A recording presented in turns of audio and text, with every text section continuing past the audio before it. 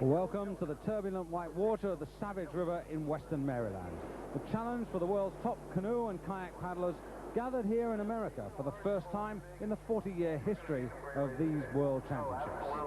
Well, today we focus on the technical discipline of slalom and firstly the individual skills of the canoeists known as C1. The men who kneel and with their feet tucked underneath them propel their boats with a single blade through the wild water and rocks, as well as a testing pattern of man-made control gates. Also, the world's fastest women slalomists, armed with a double blade, follow the same path in their kayaks. Their boats as long as the canoe, but 10 centimeters narrower and a kilo lighter. Plus, a look at the best of the action from the Downriver Championship, a true test of endurance along all 9 kilometers of the Savage, with the water punching competitors in head and chest whenever they stray offline. We begin with slalom. 2 runs over the same course, but with only the best time of each paddler to count. 600 meters, the distance from start to finish, with 25 gates to negotiate on the way. 15 set downstream, the other 10 upstream. 2 green and white poles indicate each of the downstream gates, where the paddler must pass through the gate with the flow of the current, either forwards or backwards.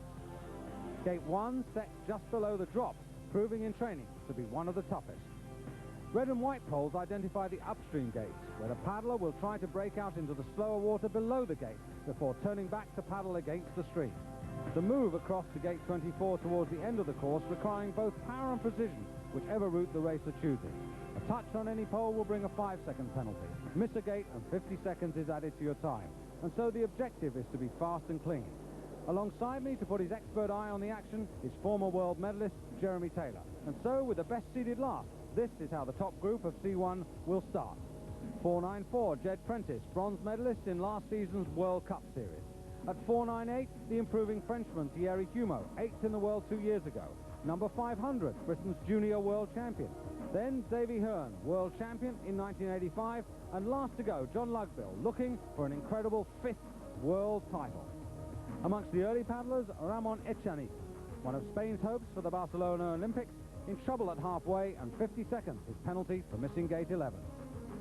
The Russians, out of world competition since slalom was last an Olympic event in 1972, found the standard tough. Vladimir Pikadorov bypassing the first downstream gate and earning a 50-second penalty. Tag McIntyre discovered early on the power of the Savage, the seconds ticking away as he attempted to roll up. Despite 10 seconds of penalties for touching 2 poles, Thierry Lepeltier took the lead for France with a useful-looking time of 4 minutes, 1.29. At gate 23, Ireland's Mark Corcoran was challenging for the lead, until being washed away past the very last gate. Physiotherapist Peter Eckhart, all the way from Tasmania, sacrificed style for expediency in trying to get back on course. But even that wasn't easy. Whilst Britain's Mike Wharton was caught out when almost home. The biggest surprise on the first run, Jed Prentice, one of the favourites for a medal on his home water, overreaching at gate 11. Juraj Onko for Czechoslovakia, 10th in the world 2 years ago when France hosted the World Championship at Bourg Saint-Maurice. Promising paddler and trying to build the speed up and attack gate 1, and that's absolutely vital as he comes down the drop. And he's done that nicely. Tricky gate that, and straight onto 2, upstream, red and white poles, and gone out the right-hand side, and he's moving really well here, if perhaps a little wide on the approach to 3. Now at 17, 2/3 of the course done.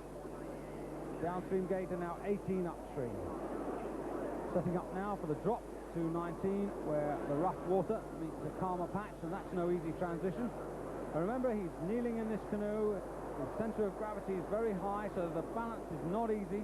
And he's only got that single blade with which to keep the power on and to keep the direction of the boat going where he wants it to go.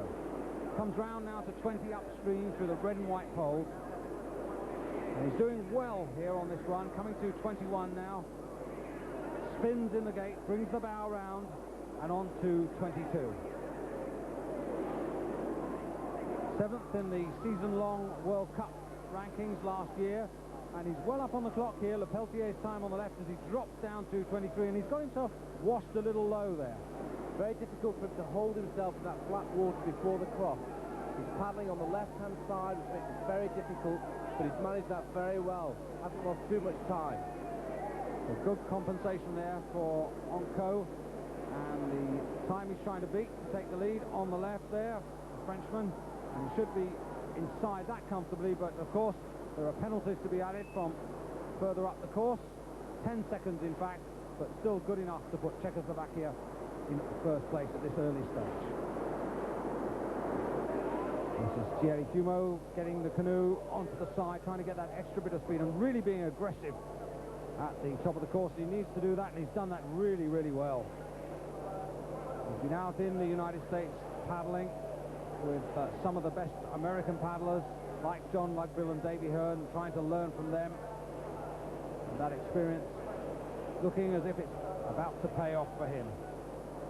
Between the two rocks, dropping down to 19, the gate set across the course. Very difficult to control the boat as it moves from fast to calm water, and then set yourself up for this next manoeuvre. Have to drive through this stopper to maintain control, must keep the boat moving at all times.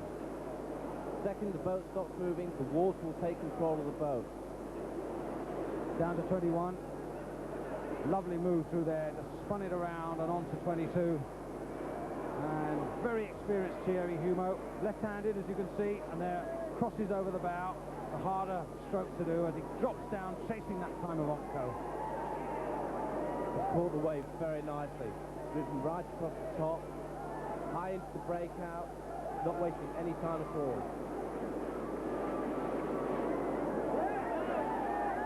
Pressing on down through there nicely, and now the little sprint to the line here, lots of encouragement from a very, very good crowd. And 3:42.29, an excellent time. 10 seconds though of penalties from further up the course, but still good enough to give the lead to France from Czechoslovakia. Now Gareth Marriott for Great Britain, the junior world champion, only 18, as he drops down through gate number 16. Won that title a year ago at La Seu d'Urgell in Spain, which will be the site of the 1992 Olympic Games. Oh, and just in a little problem there through 17. Kept control beautifully as the bow sunk beneath the water. Very difficult to control. Now coming down to gate 19, the tricky section through the rocks. Gareth is a superb technician. Keeps the boat moving all the time. It's a little stroke around the poles, he's done that very well. Coming on down to gate number 20. Upstream again, the red and white poles. You can see him coming in here, looking to break out and stay as tight as he can to the gate. He's just got himself a little bit low, but nothing dramatic, and he's still clean at this point without any penalties whatsoever. Only his second world championship, and he's doing wonderfully well. He's in the highest company that he could possibly paddle in. 3:52.29, so he's only got about 20 seconds if he wants to get in front of Humeau. That was fabulous. Paddling on the left-hand side, it's very difficult to move from the left to the right. He controlled it beautifully. Neatly through there, so now it's a chase to the line. Remember, he hasn't got any penalties, but he's not quite going to get there. 3:53.71. Confirmation from the judges there, no penalties, but good enough for second place. An excellent first run. And Davy Hearn, 30, very experienced, world champion in 1985. And he's been involved in the sport since the age of 11. And look at this for a start. Aggression, technique, wonderful stuff. It always looks easy when you're in the presence of a master, and Davy's the best at getting the right line for the boat. Very, very economical, very strong. Just the sort of start he would have wished for. 19. Cross gate. And interesting little move there. Yes, he used the S-gate to move himself across the river so he could have the best line down through to 20 without getting stuck in any little stopper Did that very nicely. And that's a good example of Davy Hearn's watermanship. spin round there in 21. Absolutely no time lost at all. And the cheers really coming from both banks here. And look at the speed as he charges down towards the drop. Well up on time. But this move critical. He's lost it. Very difficult paddling on the left-hand side across 24. He lost his nose, and he's paid the price each time. And that's perhaps the one error that we've seen from Davy on this run. But I still think he's got enough in hand to take the lead. No penalties as far as we know. And a lovely run down the river from the American. Clean, no penalties, and he takes over from the Frenchman as the leader. And here's the defending champion, John Lugville. 4 times world champion, 79, 81, 83 and 87. Team champion on no less than 5 occasions. And he really does command the river. He has such a terrific presence. Really in control of everything. He's really telling the water, telling the river that he's the man who's in charge. Coming down to gate number 16. Watch the line through here. Well over to his right, drops down and straight into his stroke. And 17. And this is brilliant stuff. Absolutely fantastic. You can tell that this man does 55 to 60 workouts every month. The power is unbelievable. Very difficult through this flat section here, into the smooth water. Not a second wasted. Straight on down the 20. Just look at the work that paddle's doing. Drive, drive, drive all the time. There it is. It goes in like a big rudder, brings him round the gate and on to 21. Round he comes, a big spin there in the gate. The stern of the canoe coming right the way round. And the time that he's challenging now, the time of his own teammate, his rival, but also his friend Davy Hearn. And he's got about 35 seconds from this point if he wants to take the lead. That's very good. Kept the nose well up, came right into the gate line, kept the boat moving, and onto the last gate. And that was certainly much better than Davy Hearn, who lost a bit of time at that gate. And there's no doubt who's in charge today, certainly on this run. And 3:32.13, he's 12 seconds faster than his fellow American. So John Lugville and Davy Hearn coping well with the pressures of racing in front of their home crowd and very much in command and enjoying the occasion. Remember though, every paddler has 2 runs, but it's only their best time that counts, so the medals are far from decided. The second and decisive run, well, that's coming up in a couple of minutes, just after the break.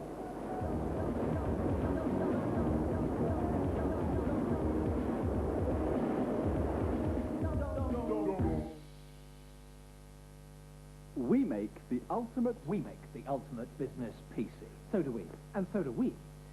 Ours has faster data retrieval, so it's ready to start work the minute you are. Ours has the sharpest, most realistic graphics available.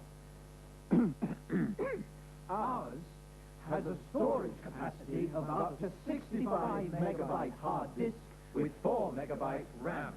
And prices start from Only £599 plus VAT. Any computer company would be proud to have made the 2000 series, but at these prices, only one can. Amstrad. How do they do it?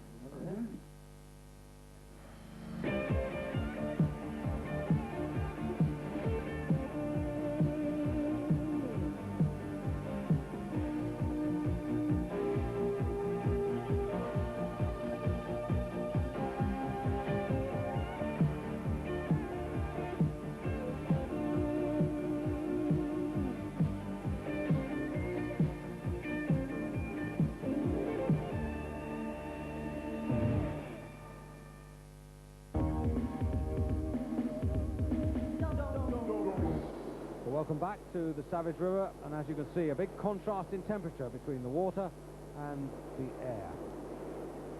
This is Martin Lang, the second run, man who celebrated his 21st birthday last weekend. 10th in last season's World Cup Series.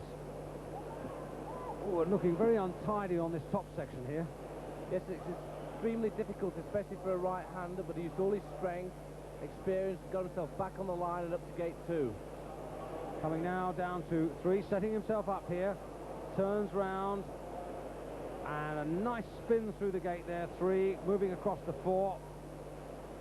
Little low, but nothing too wrong there, and now he's got his concentration back and working well.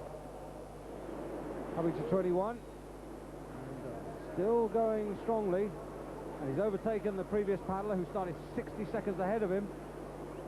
Time of John Lugbill's on the left there, 3:32.13. You see, he's only got about 10 seconds left in which to get to the finish line, and he'll never do that, but this is nonetheless a better run. He had an excellent breakout in 23 there, came very high across the wave, and nice and tight out of 24. Remember, they're all fighting to get onto the podium, and Martin Lang about 5 strokes now to the finish line, putting those in really hard, and 3:46.46 is not a bad time, just one touch, and that puts him into the bronze medal position, but of course plenty of paddlers still to come. Jed Prentice now for the United States. 21, another man who comes from Bethesda in Maryland. Disaster on the first run with a 50-second penalty on gate 11. Oh, but nicely through 16 there. And across to 17. Himself a junior world champion back in 1986.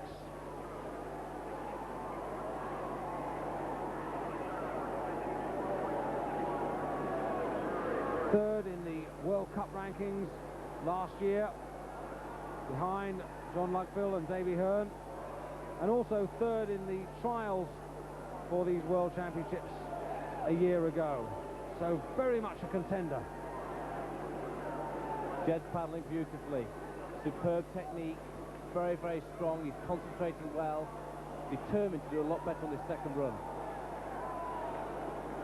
Now coming down on the sprint to the combination at 23-24. This is certainly quite a quick run. I don't think he's going to get in front of John Lugbill. He might get close to Davy Hearn.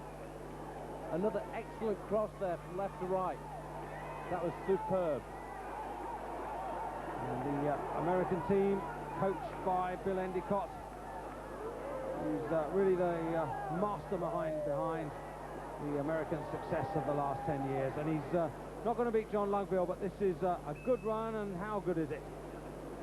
Just perhaps one touch, indeed one touch, but good enough to put him into the bronze medal position, and Martin Lang off the podium. Juraj Onko for Czechoslovakia in 5th place after the first run, but now only 7th. Through gate number 8, upstream. And 7th, also the position he achieved in last season's World Cup. Now coming down to gate number 9, also upstream. Yes, Juraj is paddling only on one side of the boat, keeps the boat moving in the straight line by doing a special J-stroke where he levers off the back of the boat with his paddle, trying to get as high as possible into these breakouts. That's very good. And indeed, these upstream gates, absolutely crucial. This is where the race is won or lost. Oh, and that's careless. Just caught the left-hand pole as we can see it with the bow of his canoe. And across to 11. Oh, and he's got very low, and in fact he's dropped below 11, and that's going to be 50 seconds. And this second run, not a good one. Thierry Humeau, who was in bronze medal position, but of course Jed Prentice has pushed him out of that. In fact, he's only 5th at this moment as he comes into gate 9. Oh, very nice there. Really broke out well. And the bow of the canoe really slotted between the poles. And this is good stuff from the Frenchman. He's really got to fight hard if he wants to get his medal position back. Oof! Now, that must have been a close call for getting his body between the poles as he goes on down to 12. I think the judges are giving him the benefit of the doubt here. Very touch and go. Well, we'll have to wait and see what their decision is as he comes down through gate number 21. Still strong. Lots of power, just arches through there. Still Lugbill leads that time from the first run. Humeau coming to 23 and 24. And he can't afford a mistake here. Held the boat nicely, the breakout there. Kept the crossbow stroke on and now driving up the breakout. And Humo trying to break the domination of the United States paddlers, who 2 years ago in France finished first, second and third. And can he get inside Jed Prentice's time and push him off the podium? How many penalties? 5 to add, and he's done it just. So John Lugville still leads, but Humo's back in bronze. Well, now Gareth Marriott. An excellent 5th place after the first run, a clean run, so he needs to do exactly the same, but go faster. Nicely through one. Gareth is making this look easy. Training very, very hard. For his age, he seems to have enormous experience. Seems to go very wide for gate 3 there. Catching the wave nicely. The drop down to 19. And of course, remember, he's only 18. He was 11th 2 years ago in his first World Championship. And that was a tremendous performance. He's just improving all the time. And you've got to admire what he's achieving here, because this sport is really difficult. Remember, you've got big water here. This is grade 4 water.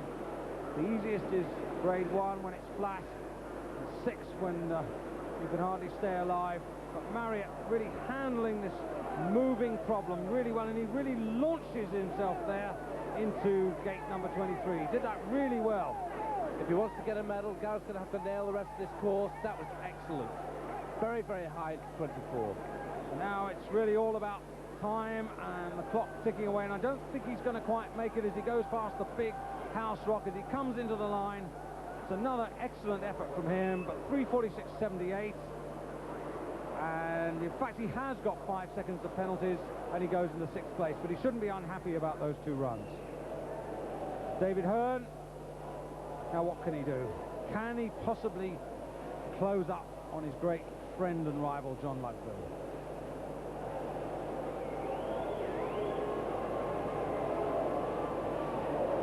Where can he find the extra speed, the extra pace?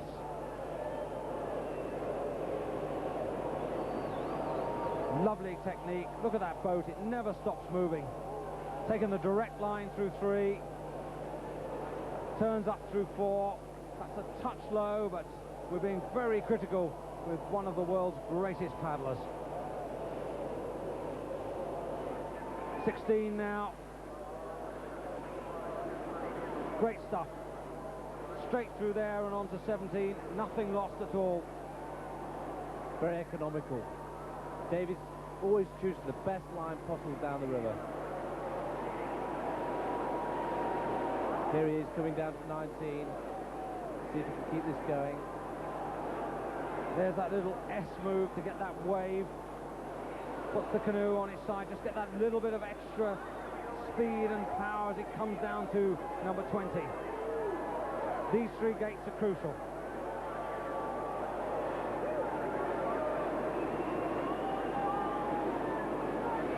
Spun beautifully in 21, down through 22, and to the final combination of 3 gates.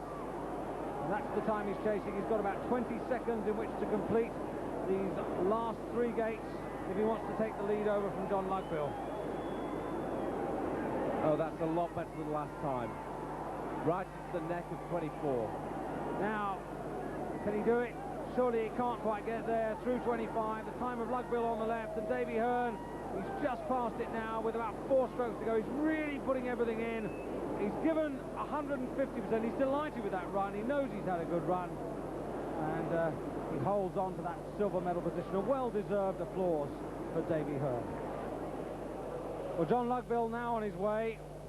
The gold medal, his 5th world title, certainly his. But the question that everyone wants to know is, can he go faster? Can he do it better? The #1 whitewater paddler in a canoe. And just look at this, he really is magnificent as he comes through here. Power, he's driving the canoe on, the cheers are ringing out, he's loving every moment of this. We haven't seen anybody that comes anywhere close to comparing with this. This is a demonstration run. Now as he comes on this long paddle down to the downstream gates.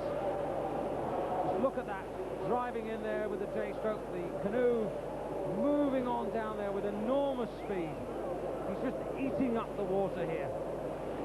7 downstream, whizzes through there. Oh, this is great stuff. I don't believe it. He's done a Murano on gate 8, a reverse spin behind the gate. Very, very difficult to control. Very fast if you can pull it off. And it's just relentless. Drive, drive, drive. Left-handed paddler, occasionally resorting to that bow stroke across the bow, which he does there as he prepares to come into the 9 and 10 combination. Oh, slots the bow of the canoe straight between those two poles. Brilliant. The thing that's standing out here is the acceleration. He's accelerating out and into every gate. Cross to 11. What does he do with this one? Oh, he's holding on. That was beautiful. And a direct move down to 12. Now down to 19. The cheers ringing out. Again, he catches the wave to help him with the speed, move on down to 20. Watch the approach here as he comes in. The breakout. Round he goes there. And on goes the canoe. That's a nose turn. One of the hardest moves in the book. It's beautifully flowing round through 20, 22. And now he's trying to beat his own time. 3:32.13, the time that he did on the first run. So he's got about 30 seconds to do the last 3 gates. And watch this move now. Fabulous. Drove straight to the gate line. Absolutely perfect. Well, I don't think we've seen any mistakes, and if there have been any, I think only John Lugbill would be the man to point them out to us, because this is perhaps the greatest run ever we've seen down a river, and the applause ringing out. And look at that, he smashed his own time. He's clean as well, and John Lugbill underlines all the superlatives that are rained on him, and he deserves every one of them. A master paddler. Beautiful across the wave. Power on the whole time, snakes up, round the pole, and out. Well, here they are, the rivals, but also friends. Hearn on the right, Lugbill on the left, and Humo overcome by getting the bronze. But the Americans on top of the world. I said to myself when I got in my boat, actually yelled, no one else was around, I yelled 207. And so when I just heard 206, I was like, yeah. So that was great. John Lugbill, with this, his 5th world title, now arguably the greatest whitewater canoeist of all time. And the youngster Gareth Marriott, an excellent 6th, with his eyes firmly fixed on winning Olympic gold in 1992 at Barcelona. Coming next, the Downriver Championship and the women's kayaks.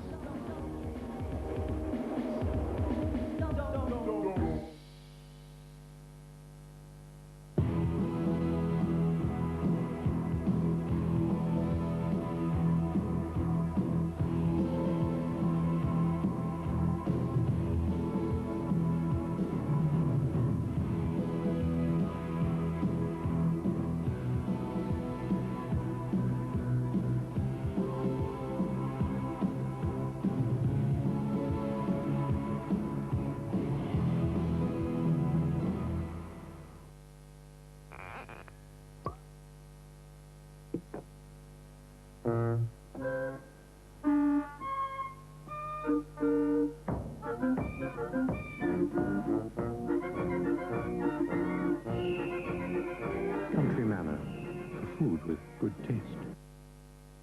TV Guide, out now, covering Brookside's Wedding of the Year. Holy Hellcats, it's the Batwomen, as Batmania sweeps the nation. What are their clawing counterparts?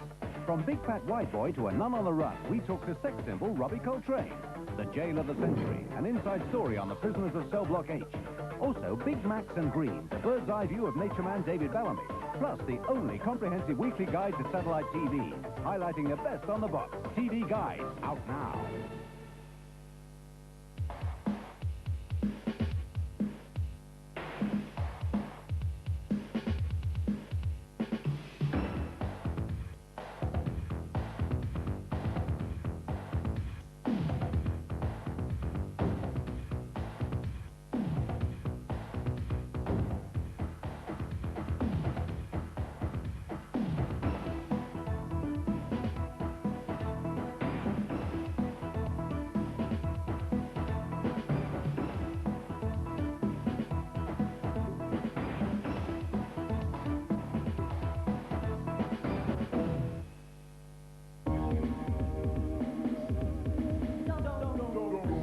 Earlier in the week, it was the turn of the downriver racers in the Endurance Championship. Down the full length of the Savage in wild water kayaks and canoes designed for straight-line speed rather than maneuverability.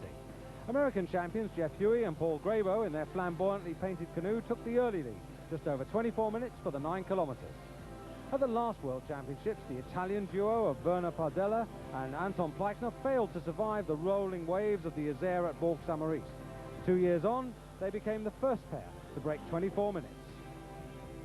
James Morris and Ross Pearson were the quickest of the 3 British pairs, in contention to halfway, but 17 seconds down on the Italians at the finish. Claude Alaphilippe and Bruno Guifoulou, French champions, and also world bronze medalists 2 years ago in front of their own home crowd. Just one run down the river, no poles, no gates, the fastest down, the one chance they have every 2 years to become world champions. Coming to the 3 kilometer point, and they're 12 seconds up on the Italians, and keeping nicely out of the waves there, trying to find that fast water. And at the finish now, you can see they've overtaken yet another American pair, and they're looking to take a big bite out of the time that Huey and Grabo put up. And about 5 to 6 strokes as they come to the line now, 23:20, and they're 26 seconds ahead of the Italians, and they go into the lead. The German brothers, Stefan and Hubert Bauch, brothers very well suited to be paddling partners, but this pair already 6 seconds down on the French leaders. Well, now Srečko Mazlej, 33 in the stern from Ljubljana. Andrej Grobiša, 26 in the bow, also from Slovenia. The silver medalists 2 years ago, winners of the trials on this river 12 months ago. 3 kilometers done, and look at this, they're 8 seconds up on the French pair. And tremendous here, the man in the front there in the bow setting the rhythm, and Srečko in the stern doing all the corrections. And they've been increasing their advantage all the way down now, and that's a massive lead they've taken. 30 seconds ahead of the French. Tremendous performance.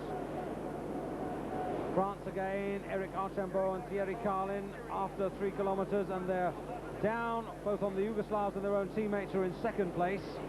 But that's a really good shot of the wild water C2, much bigger than the slalom canoe, longer and designed like a knife to cut through the waves. The last 50 meters then for them, and they're not going to catch the Yugoslavs. The question is, can they deny their own teammates the silver medal? And they're going to be very, very close as they come to the line. 21.75, they go bronze, and they miss the silver by 1.5 seconds after 9 kilometers. So Yugoslavia, who'll host the next World Championships in 1991, take the gold medal. France, silver and bronze. For the women's junior world kayak champion in 1986, now the favourite to take the senior title. This is Uschi Profanta, 21, from Graz in the southeast corner of Austria. Very, very strong paddler. At the 3 kilometer point, and she's a couple of seconds down on Elisabeth Zangel of Italy, who leads to this point. But just look at her, use that paddle there, use the back of the wave to push off. And she really is a strong, strong paddler, powering the kayak through the waves, and now finding the perfect path on that right-hand side, picking up time on every stroke, and indeed coming to the bottom here, looking to go underneath that row bridge and take the lead. 50 meters to go, less than that now, and 24:01.56 for Zangel, and surely Uschi Profanta's going to get there first. If she does, and so Austria lead from Italy. Aurore Brignard now from Toulouse, 22, 4 seconds down and in 4th position. In fact, the same position she achieved at the last World Championships. France then had a clean sweep in this event. Coming to the finish, and she's closed right up on West Germany's Claudia Moore, who started 60 seconds earlier. Uschi Profanta's time on the left, and Aurore's on the right, and she's not going to beat the Austrian. And she goes into second place, 4 seconds the difference. Sabine Kleinhens, 27, born in West Germany, the former 200-meter swimming champion of that country, who now, after changing nationality, represents France in a sport she discovered just 6 years ago. Oh, she's quickest to the 3 kilometer point. 3 seconds up on the Italian Elisabeth Zangel. And look at this relentless paddling down the centre, really trying to build on that early advantage. And the Austrians' time really under threat now, as Kleinhens has a couple of strokes to the line, and she takes the lead for France. So Sabine Kleinhens, who only switched from slalom to wild water racing just over 12 months ago, now is world champion at the first attempt. Another surprise emerged in the single canoe category when 26-year-old Vladimir Vala, who managed only 22nd place at the last World Championship, paddled the 9 kilometers in 24 minutes 42.71 seconds. Ultimately, good enough to give him the silver medal. Steve Wells from Nottingham, a year older than Vala and last season's Europa Cup silver medalist, was 4 seconds quicker than the Czech over the first 3 kilometers, but then faded over the closing stages, losing his early advantage as well as a further 3 seconds.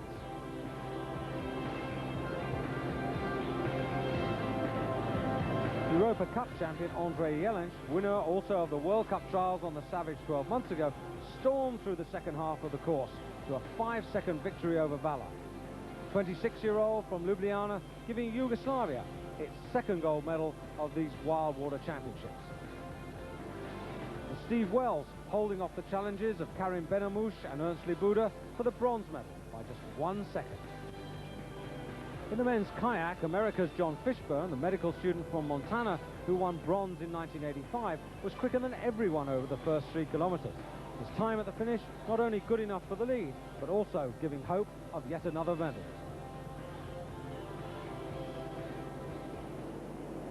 Neil Stamps, the British champion from Birmingham, only 20, the silver medalist in the Junior World Championships 3 years ago. But this now the real thing.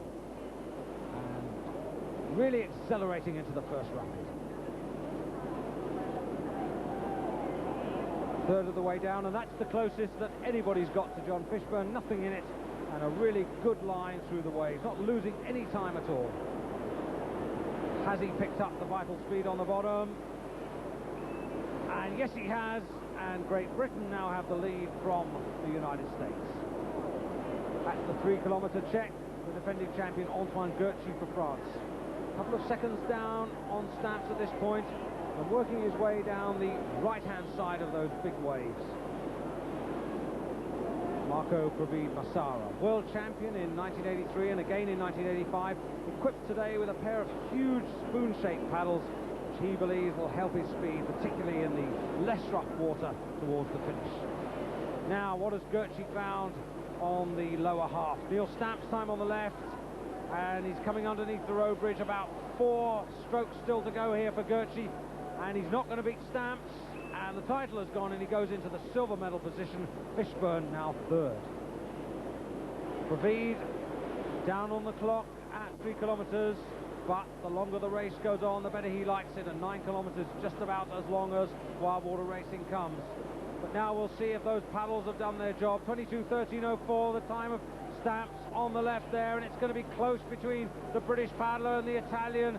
22:12:88, and the Pravid has got it by 0.16 of a second.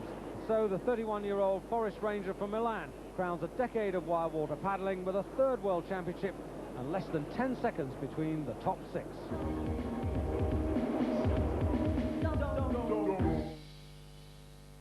It all started when Mr. Roberts came home with a new Videomatic camera to number 14. An Amstrad Fidelity production starring Mrs. Roberts. Ready when you are, Mr. DeMille. And their mysterious daughter, Mandy. Oh, I hate being filmed. Ronnie Roberts as the midfield general. Great. And introducing the happy feet of young Jennifer Roberts. Gasp at the amazing costumes. Oh, wait, we're on holiday. And laugh at it all instantly on the privacy of your own TV. The Videomatic from Amstrad Fidelity. The whole shooting match for just £499.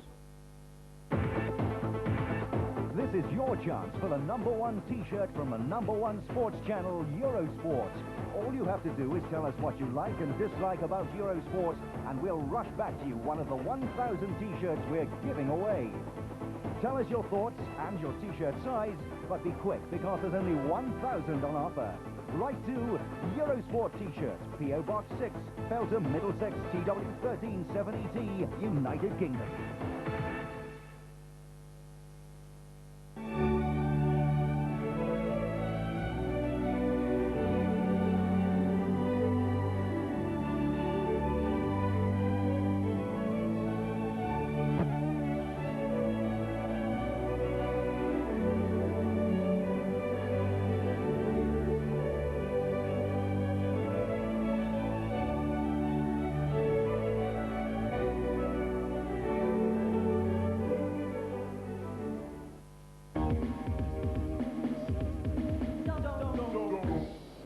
different conditions for the women as they prepare for their kayak championship. The mist coming off the bone-chilling water, trapped by the hot air above. This, though, the starting order for the best who'll go last, but without, sadly, the defending world champion Elizabeth Sharman from Britain, who's just had to withdraw with a back injury. 4.58, Margit Messelhäuser, the champion of 1985. After her, the silver medalist of 2 years ago, Miriam Jerusalmi. Kathy Hearn won 3 golds, but that was 10 years ago. America's Dana Schladek, last season's World Cup champion, will be last to start. Zdena Grossmanova for Czechoslovakia, right at the top of the course, trying to put the power on for the drop before gate 1. Oh, she really wasn't very positive there. She sort of slid her way through gate number 1. And across to the red and white poles for 2, taking the left-hand route. And now coming round to 19. Clear so far, no penalties on that upper section. Nicely through there. It's a lot harder for these girls. They haven't got the power to cope with this course like the men. And they really have to make sure to get the right line and be as economical as possible. Absolutely. Technique at a premium when the power is not there. And this is a very, very big water river. And she's handling it very well. And through 22. Time on the left there of one of the earlier paddlers who had a lot of penalties. Don't worry about this. If Zdena keeps going like this, she's very likely to take the lead. Now, this big move across from 23 to 24. Had a bad line in there, had to back paddle, she's come off the back of the wave, and consequently she's dropped very low. The paddler in foreground started 60 seconds ahead of her. She's moved out of the way to allow her to go past, which is part of the rules. 4 minutes gone, and comfortably, I think, to take the lead and set the standard. The time that the others will really have to beat. And 4:14.74, that's not a bad time. You can see the effort it takes. Stefana Hilgertova for Czechoslovakia, who currently leads with Zdena Grossmanova.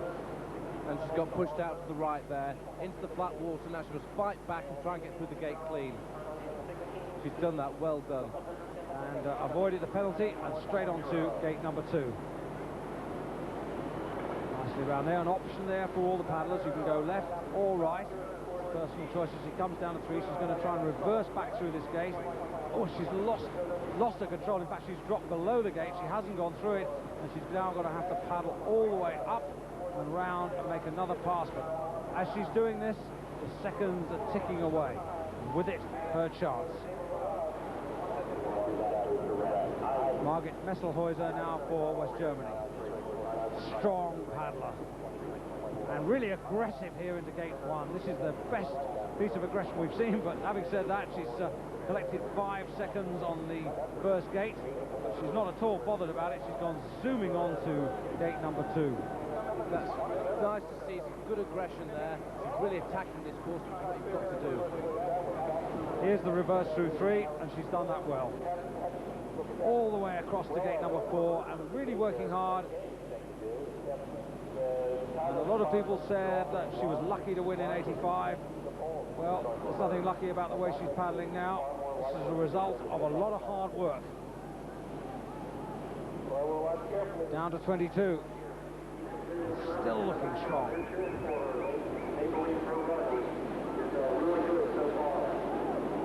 4:14.74, the time of Grossmanova. Oh, and she's got washed a little bit low there. Yes, come on, drive. She's caught the wave nicely, and she's nice and high in gate 24. Still looking very strong. On to 25, and she's got about 20-25 seconds in which to get to the line. She should do that without too much problem. And this, not a bad first run. If she can learn from this, it'll be very good for her second time around. But nonetheless, 3:59.36 inside 4 minutes, 10 seconds of penalties, and Germany take the lead. Now France, Miriam Jerusalmi coming down to gate number 16. Absolutely crucial to be on the right-hand side. Oh, she's just got pushed left there. And she's recovered well there, and she's got straight into her rhythm onto gate number 17. Silver medal at the last World Championships in front of her own home crowd, and the Europa Cup champion of last season. Comes from Marseille, very experienced paddler. And coming through 19, and she's done that little S move, trying to get that fast wave. And she's certainly one of the favourites today. Miriam's looking very good. Her technique is excellent. She's keeping the boat moving well and being very aggressive. Nicely through 20, and now she's got to surf across to gate number 21.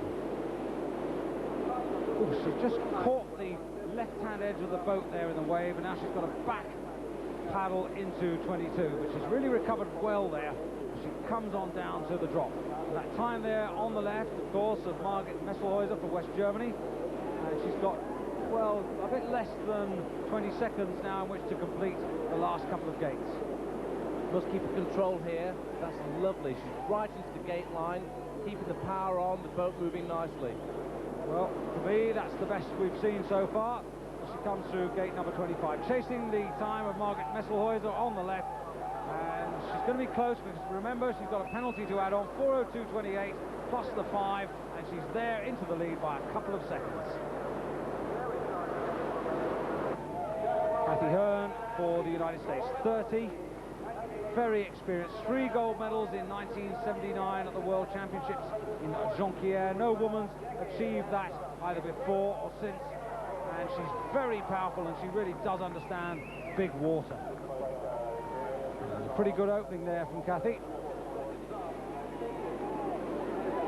Upstream gate now. Oh, that isn't very stylish, and she's actually come to a stop, and that won't help her cause any, losing some valuable time. Taken as a whole, this is a pretty steady run, and that's not a bad thing on this river. Very demanding. It's 600 metres from start to finish, so you've got to be fit. Kathy's certainly that. Now, this could be the difference between a good or a bad time. She's watching the gate line, she's coming across, holding it in the eddy as high as she can, and driving up. That's not bad. In fact, pretty good. She's not going to catch Miriam, but she's going to be amongst the leaders, that's for sure. And well done, Kathy Hearn. No penalties, and that's good enough for third. Karen Davis now for Great Britain, 5th at Bourg Saint-Maurice 2 years ago. And she's got herself straight into trouble by those rocks. She's gone too far to the right, and she's been pushed into the slack water. She must really work hard to get back through it, and she's done it. Only a 5. That's very good. Whizzes round gate number 2 and straight on with her work. Gate 20 next upstream, and still going not too badly. Oof, but it's a 5-second penalty. Yes, she's caught the nose in the wave as she was going upstream then. It's pushed her back down.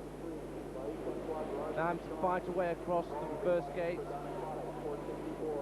And a great pity that, because she was going quite well. Those little disruptions not only cost you seconds, they disturb your concentration. And you can see there Miriam's time on the left, and she's almost at that point now. Still 24 and 25 to go. Very low in the breakout. Fight back up to minimise the time loss. If she can put this into her mind, think it through after she's finished, use the experience for the second run, she's certainly got a chance to improve. And you could see here there's lack of power there just before the line, where the water was dominating her. She just lost control at a vital moment, and the time lost there quite considerable in that last phase.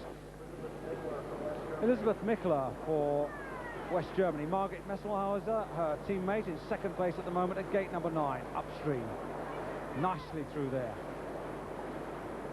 Bronze medal in France 2 years ago.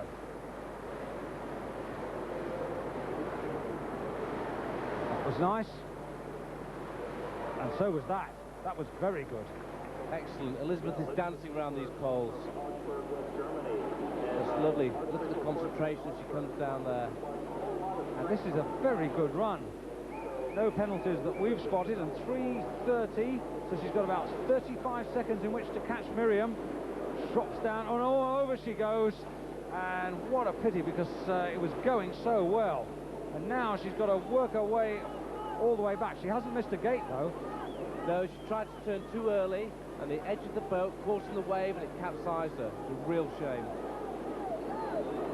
And this not only saps the energy, the time going as well. Just look at that little boat and the power of that water. And she's done well just to get back up there. That's very, very difficult. She dropped off the back of the wave, really struggling now. Taking all her energy to paddle back up there. We're almost home now, but you can see well past the time of Miriam Gerusalmi, who still leads. And if she's clean, this will be a little bit of a tragedy, because she must have spent at least 30 seconds paddling her way back, and indeed she is clean, only 7th. Now Dana Sladek for the United States. 25 from Bethesda, Maryland, the champion of the season-long World Cup, and she's in trouble right amongst the trees. This water's so strong, the girls are really having trouble. She's been pushed out to the right of the gate, but that's an excellent recovery, only about a 10-second time loss. And a lot cheaper and quicker than taking a penalty 50. Swiftly round there, and she's given herself another lease of life. Coming down to 16 now, dropped down. Oh, and she's got pushed to her left, and she's outside that gate. There's no question of that, and she'll never get back for that one. So another one who's got to make it up on the second run. So Miriam Gerusalmi has the lead after a first run full of errors. And any one of the first dozen paddlers quite capable of taking the gold medal. Well, by the time the second run was due to start, conditions had deteriorated even more. The mist, the full length of the course, the paddlers having difficulty seeing from gate to gate, the judges having problems spotting the paddlers. But out of the mist, emerging at gate number 9, Stepana Hilgertova, clear on the top section of the course and going well. Through 9, the upstream gate, and then across to 10. As she emerged from the fog at gate number 23, the scorecard showed that she picked up a 5-second penalty in the middle of the course. But she was still in contention on the clock and still in with a chance of a medal. Nicely through 24, and as she closed on gate number 25, it was clear that she was going to be amongst the first 3, and indeed she was, pushing Margret Messelhäuser, the West German, into 3rd place.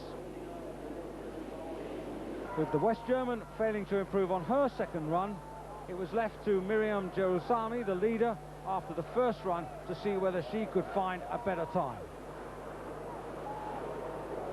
Coming down to the drop above the final 3 gates, it was clear that the one thing she had to do was make this final move a good one, and it was perhaps the best of the whole competition. Better than her first cross. And on course to break 4 minutes and to maintain her advantage. Emerging from the fog, the clock told the story, and Miriam Gerusalmi had maintained the lead and strengthened it. Using all of her experience, Kathy Hearn was fighting to get back amongst the medals, having been pushed out by Hilgertova and Messelhäuser, who was still in 3rd place.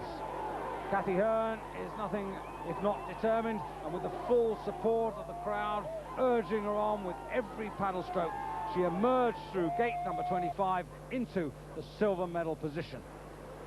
She, like Miriam Gerusalmi, knowing that the race is not over until the last paddler is down. Dana Sladek for the United States was now well into her second run. Coming down to gate 9, very low on the eddy and losing precious time. But at this moment, she was still clear and a threat to both Miriam and her teammate. Coming into view, Dana Sladek was still paddling powerfully, although she collected a 5-second penalty in the centre of the course. But it was this cross that was to decide the position of all the medals. Now she had her chance to close on Miriam and her teammate Kathy Hearn. Just 1 gate, but did she have enough water in which to catch them? 3:58.98 her time, good enough for the silver medal, pushing her experienced teammate into bronze, but Miriam Gerusalmi, the champion of the world. So Miriam realizes her lifelong ambition to be champion of the world. Just one touch on a single pole, the difference between her and Dana Sladek. Kathy Hearn, the bronze, in third place. France packing 4 paddlers into the top 10. Well, terrific action, marvellous skill, but for now, from Jeremy Taylor and myself, David Goldstrom in Western Maryland, it's goodbye for now from the Savage River.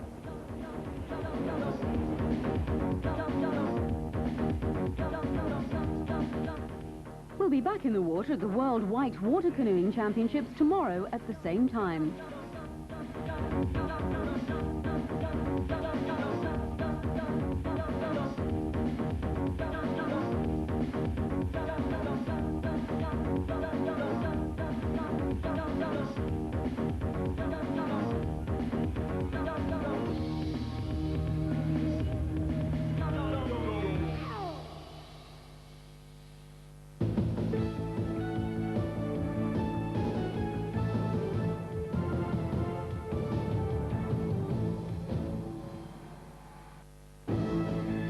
We go for the first of 2 visits to Birmingham's Aston Villa Leisure Centre for the men's volleyball Royal Bank Cup of...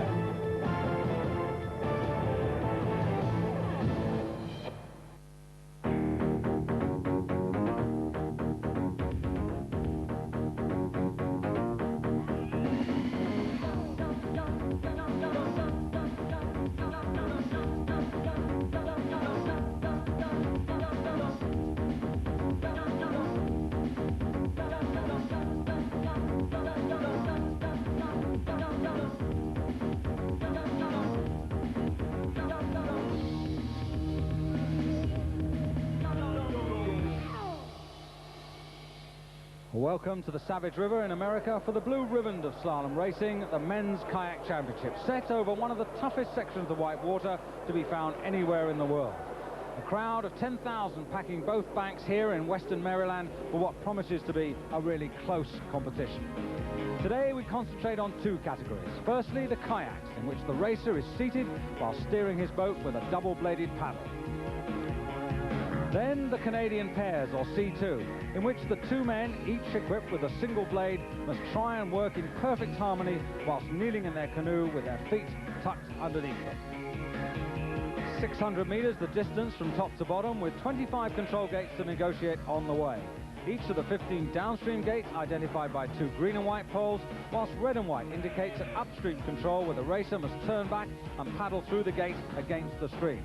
2 runs over the same course for every competitor, but only their best time to count. For watching the action with me, Britain's former world medalist Jeremy Taylor. So straight on to the first run, and this is how the competitors in the top group have been drawn to start. Richard Weiss, the American champion, at 5.70. 5.74, 3-time world champion Richard Fox. Czechoslovakia's Luboš Hilgert, number 5.78, won silver in 1981 and bronze in 1985. The improving Frenchman, Laurent Brissot, who was 6th in the world 2 years ago, will be last to start. Tokyo office worker Tsuyoshi Fujino, finding himself on the wrong side of gate 1, instantly decided to accept the 50-second penalty and press on. Dropping down to gate 23 near to the end of the course, all was going well until the ferry across the top of the wave to 24.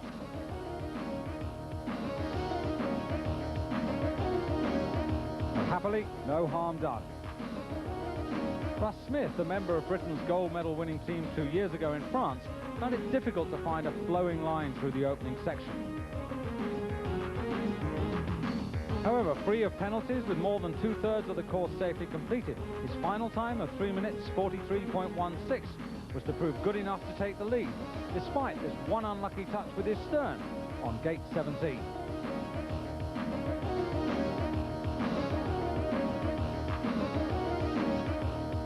Experienced Brian Brown, having narrowly escaped a penalty at the very first downstream gate, was quickly back into his rhythm. The 28-year-old Marylander supported all the way by an enthusiastic home crowd. His time would have been good enough to take the lead, but for a momentary loss of control and this careless touch with his bow on gate 19. Marjan Strukels for Yugoslavia, the bronze medalist in 1987 in France. Nicely through gate number 1 there, straight on to the red and white poles, the upstream gate number 2. Flowing smoothly through there, lots of power from this man. And Yugoslavia, a real force in slalom canoeing. Nicely through 3, straight across to gate number 4. Upstream, breaks out into the slower water, round those red and white poles. And down on the lower section of the course now, gate number 20, upstream again through the red and white pole. 10 upstream gates on the course. 21, and this is a good run from Strukelj. No penalties so far. And just the final combination now to go. 23 downstream, 24 upstream. Russ Smith's time on the left, and he looks to have a good chance of beating that. Drops down now, has to use that water, the top of the wave, to bring him across, and he's not done that terribly well. He's got washed down the slack water of the eddy, and he's lost some precious hundredths of a second as he goes for gate 25, the last gate on the course, downstream, green and white pole, and now the sprint to the line. And he's certainly faster than Russ Smith, but is he clean? No penalties, indeed he is, and Yugoslavia have the lead. Fritsins for Holland, coming down on the lower section of the course to gate 20. Well, that was very careless, David. Bow came up and wasn't paying attention. It's really difficult to keep your concentration going all the way down this course. Indeed, really hard work. 600 metres of continuous white water, and you've got to be fit. 3:25.09, the time for Strukelj on the top left of the screen, and Fritsins is going to be really pushed to make this time. That's very good. A lot faster than Strukelj there. Caught the wave nicely and ended up right in the gate line. Probably saved 3 seconds. Not enough to take the lead, but of course, every paddler has 2 runs, and he'll have another chance to improve second time around. 3:35.97, 15 penalties, 3 touches on the pole earlier on, and he goes 6th. Well, a really good crowd enjoying the sunshine, and the best paddlers in the world. Magnus Holmer for Sweden, 26 years old, from Falun, the ski resort, and 24th in the world 2 years ago at Bourg Saint-Maurice when the championships were hosted in France. That's the best run we've seen so far, David. First one to get a good line down to that top drop. And absolutely crucial to get a good start here. It's one of the toughest combinations we've seen in a World Championships for many years. And remember, just one chance to practice on this course before the big day. And not a bad start by the Swede, but now further down, gate number 22. Just looking a little tired, a little ragged as he comes down to the drop. Washing down, not taking the first wave, this is the alternate route. Very interesting. If you don't get high into the gate of 23, you can come down, surf this second wave without hardly losing any time and keeping your speed on. And he's done that quite well, but as you can see, well behind Marjan Strukelj, 3:36.02, just the one touch, and he goes 4th at this early stage.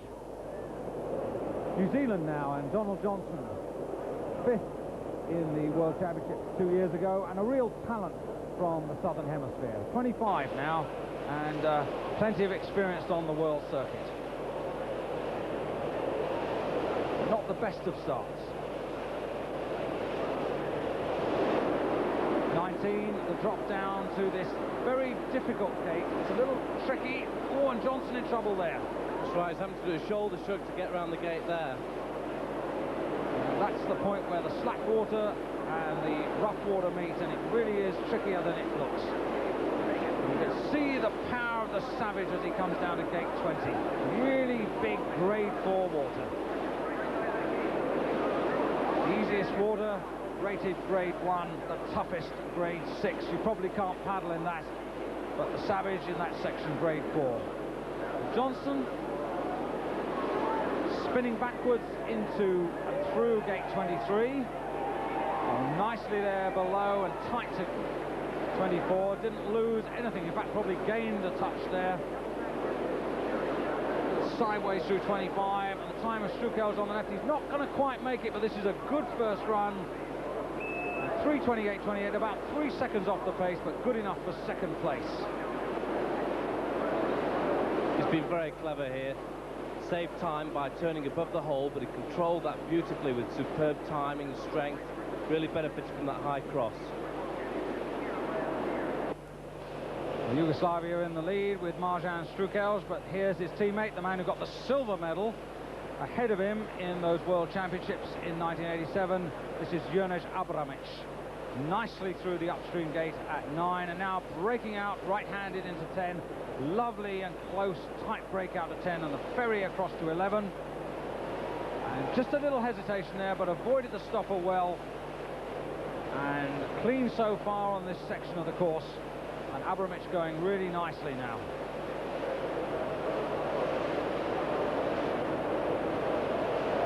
Good technician. No problems with 19, set across the course, but now down to the penultimate upstream gate, gate 20. And look at that water. The key here is to keep your eye on the kayak. Just watch it moving all the time, and that's one of the signs of a good paddler. There's the time of his teammate up on the top left, and he's got about 25 seconds to complete the last 3 gates if he wants to get ahead of him. That was very nicely done. Really tight on all of these gates, certainly not wasting hardly any time. Has he been quick enough over the first section of the course? It's going to be very close to Strukels. 25:09 is the time he has to beat if he wants to take the lead, and he's not quite going to be there, but very close by less than half a second. So Yugoslavia 1 and 2. At the top of the course, Ian Wiley for Ireland. 21 from Dublin, but he's been over in the United States training, and he's a much improved paddler. But having said that, that was really careless on gate number 1. 5-second penalty there. But he's moved through that very fast right-hand route out of gate number 2, setting himself up for the fast water to take him through 3. 19 now. Oh, that was good. The perfect line through 19, lots of speed, and a great deal of concentration here, and that's something you must do on this river if you want to perform well. Nicely through 20. The skills also involve the combination of power and control. And as he comes through gate 22, he needs to put the power on, approaching the drop, and now switch to control. Nicely done. And now use the water to bring the kayak across to 24. And that was well done, and he really is a much improved paddler, Ian Wiley. He's not going to be too far away from Strukels' time. That's on the left there, the Yugoslav still leading. And 3:24.87, the fastest man down the river, but that one penalty pushing him down to 4th. Richard Weiss, 25, geology graduate, 6th in the world 2 years ago. And neatly round gate 1, straight on to 2. Fast route there around that gate, the upstream gate. Now 19, no problem with that at all. And this huge crowd really urging Richard Weiss on. Champion of America for the past 2 seasons. And this a good run. 21 brings the bow round, not losing any time at all. This looks to be a pretty quick time, just 3 gates to go. And the crowd really urging Richard Weiss onwards and onwards.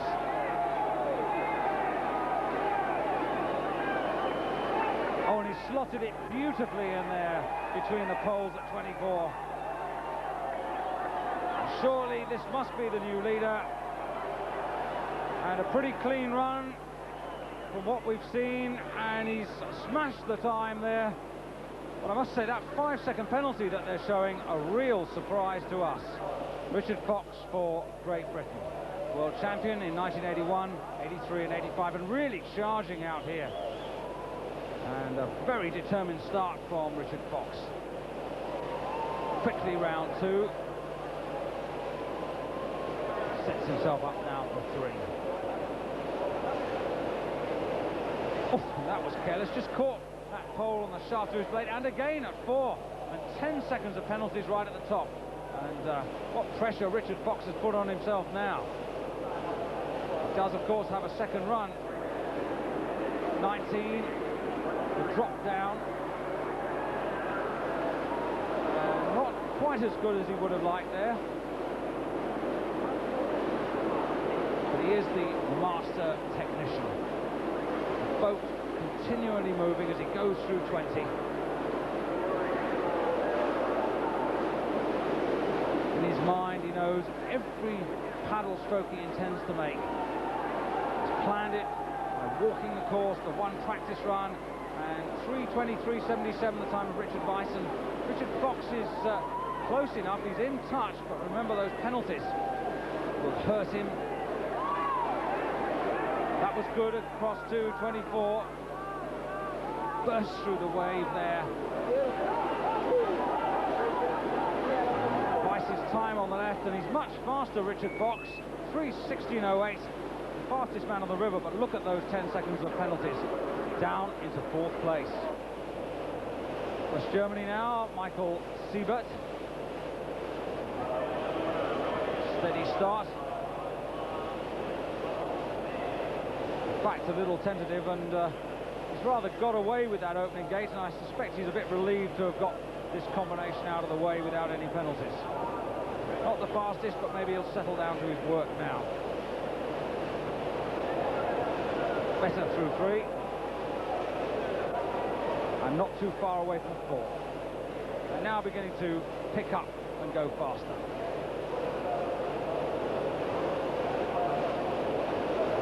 See the power of the water there as he has to drive the kayak on. Through 5, downstream, green and white poles. The next one also 6. Face full of water.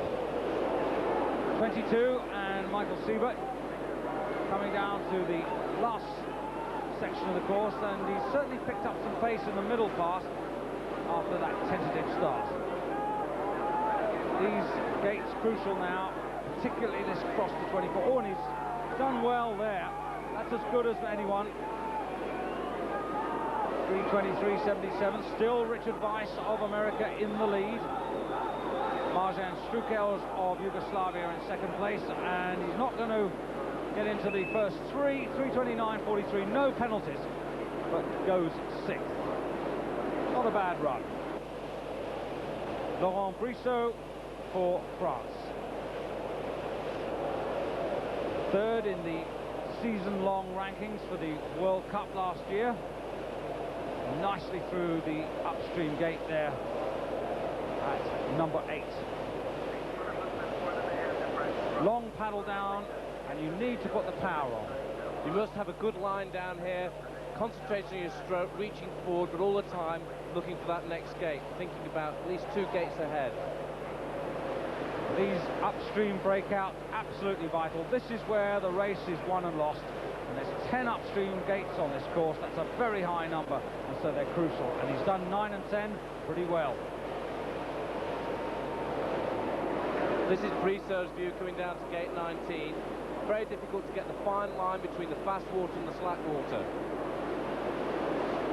No, it's not done it. Hit the pole on the right, got a 5-second penalty. That's a great pity for Brissot, because other than that, it was a very good run, and the time's not bad either. 3:25.69, just that 5-second penalty, and he goes 8th. So Richard Weiss ahead of the 2 Yugoslavians. Richard Fox only 4th after those 2 early penalties. Well, the second and decisive run still to come. Join us for that in just a couple of minutes from now.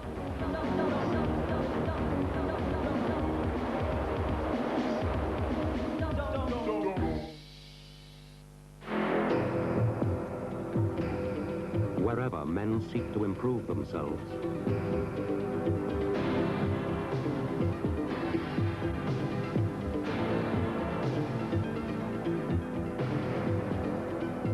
wherever they seek to give the best of themselves,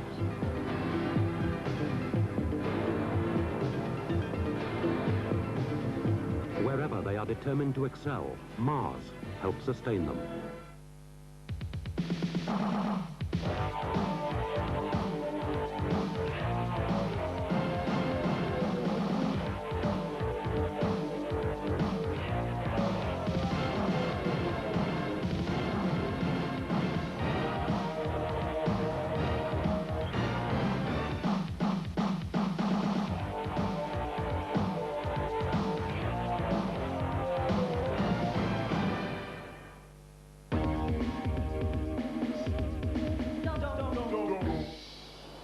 Welcome back to the Savage River in western Maryland for the second and decisive run of the men's kayak. Gilles Clouzot for France, only 17th after the first run, 33-year-old student. Well, that was nice. Really caught the water well there. Left-handed round the pole. I think that's a slightly slower route, but it is a personal preference. Certainly two options at gate number 2. But again, a lovely move through 3. Just a little low on 4. That cost him perhaps half a second. That's where it counts. Coming down to 19, Clouzot.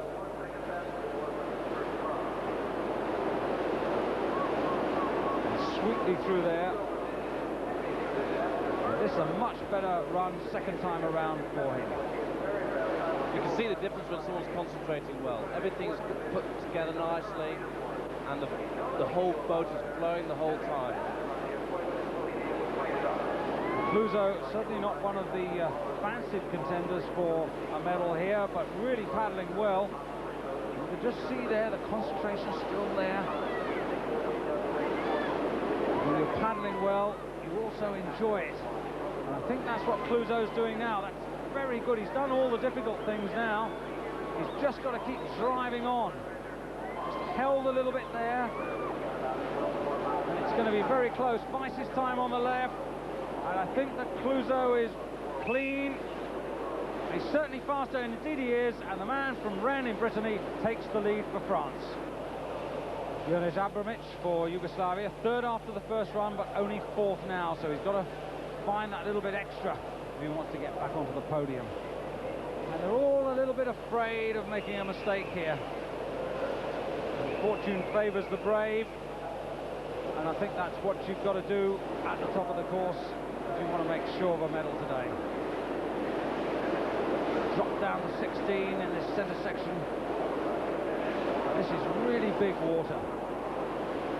Water coming out of the dam at the top of the course, a couple of 100 metres above the start. It's icy cold, just about 3 degrees Celsius.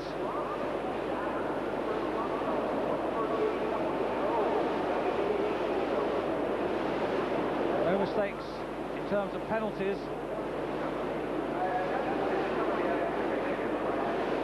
20. Really got to dig deep now. Can't relax. Oh, and there's a mistake. And that's the loss of concentration. He hasn't missed the gate, but he's certainly lost time. And that could be absolutely critical. Well, one big mistake that Abramovic has made on this course, right near the end. Once again, he's dropped very low in the cross to 24. It cost him at least 2 seconds.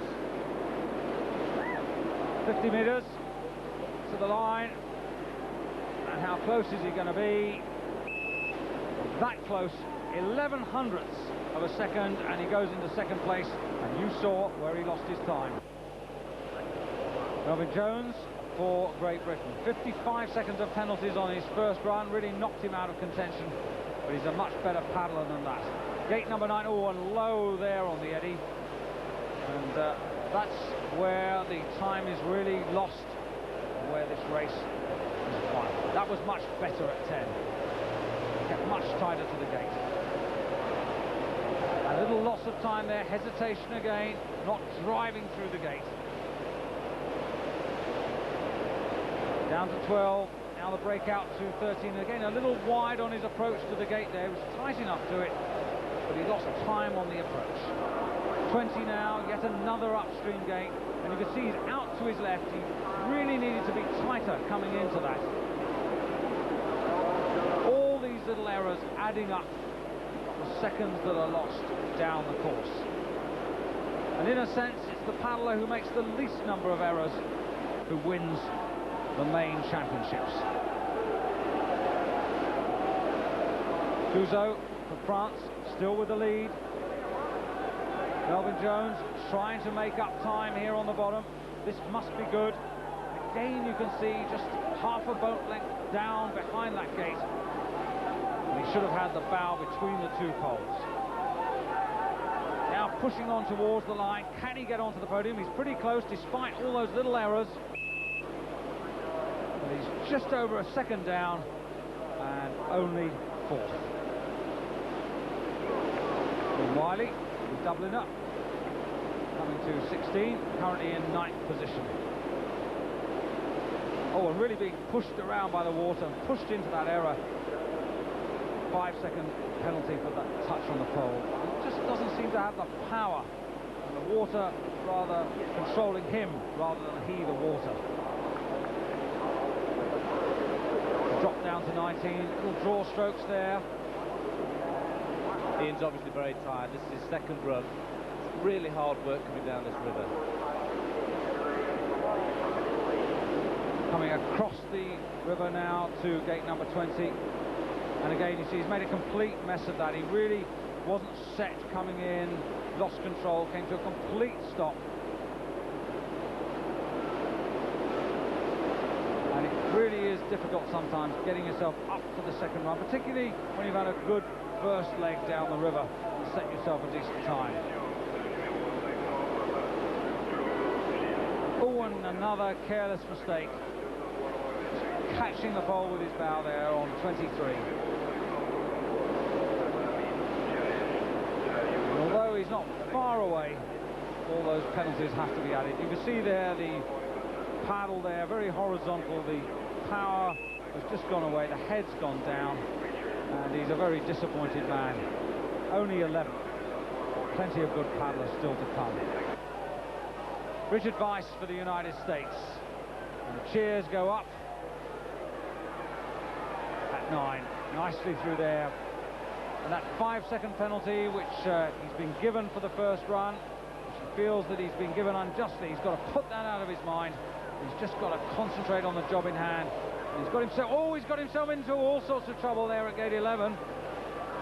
Now he got himself trapped in that little stop away, pushed down past the right-hand pole, and he's had to work his way all the way back. He's not incurred any penalty, but he's lost time. It's now asking a great deal of him to make up for that deficit, but he has shown speed as well as power on this course. He knows the river well. He's got the crowd behind him. He's charging down now to 23. He's got time in hand to get in front of Clouzot for France, who leads. I'm not sure whether that was a touch there on the far side on 23. Very suspicious, that pole waving around. And it doesn't look as if he's going to overtake Clouzot with this run. So it's his first run time that's going to count. Indeed it is, and he stays in bronze medal position. Richard Fox for Great Britain. 29 from Nottingham. Only 6th. Oh, and that's a careless start. 5-second penalty right on gate number 1. Well, he was under pressure before he started, but now he's really got to pull out something special. He had problems at 3, but not this time round. 4, just a touch low. It would have been nicer if he'd been tighter to the gate, but at least he's avoided penalties there.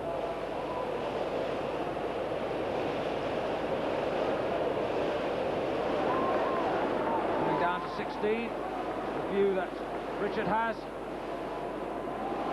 Oh, and that's lovely.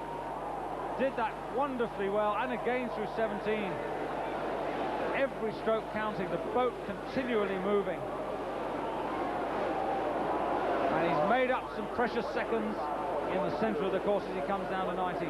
This important as well, not perfect, but good enough.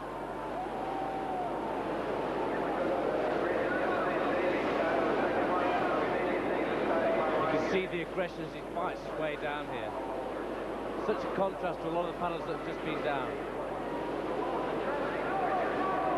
This course is tough, it favours the experience. You've got to be fit, you've got to be strong. Now look at him, push the power into the paddles now. But if he's got any chance, it's got to be 100% perfect here. That was good, he was quickly onto the wave. This has got to be great, and it is. And Fox is beginning to fly. But the clock ticking away. Clouzot's time on the left. as he goes for gate 25, nicely through there, punching on down. Remember, there's a 5